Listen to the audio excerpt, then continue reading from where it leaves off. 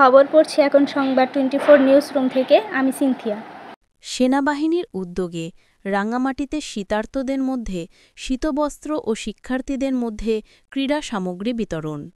রাঙামাটি জেলা প্রতিনিধি মোহাম্মদ কামরুল ইসলামের পাঠানো ভিডিও তথ্যচিত্র।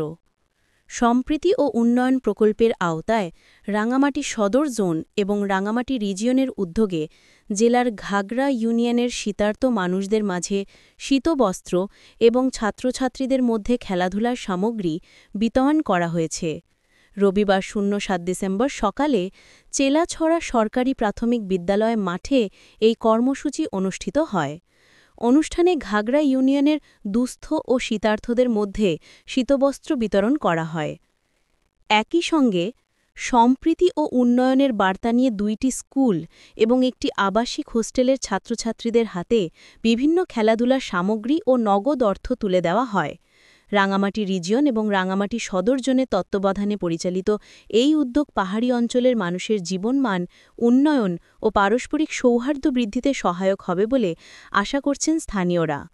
উক্ত শীতবস্ত্র ও ক্রীড়া সামগ্রী বিতরণ অনুষ্ঠানে প্রধান অতিথি হিসেবে উপস্থিত ছিলেন সম্মানিত region commander Rangamati region brigadier general Mohammad Nazmul Haque, SPP, AFWC, SPSC.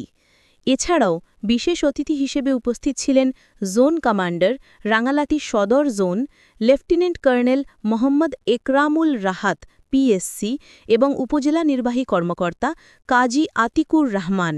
অনুষ্ঠানে আরও উপস্থিত ছিলেন স্থানীয় চেয়ারম্যান, সংশ্লিষ্ট প্রতিষ্ঠানসমূহের প্রধান শিক্ষক, আমন্ত্রিত শিক্ষার্থীবৃন্দ এবং স্থানীয় গণ্যমান্য ব্যক্তিবর্গ। সেনাবাহিনীর এমন জনকল্যাণমূলক কার্যক্রমে স্থানীয় জনপ্রতিনিধি ও সুশীল সমাজের পক্ষ থেকে ধন্যবাদ জানানো হয়েছে।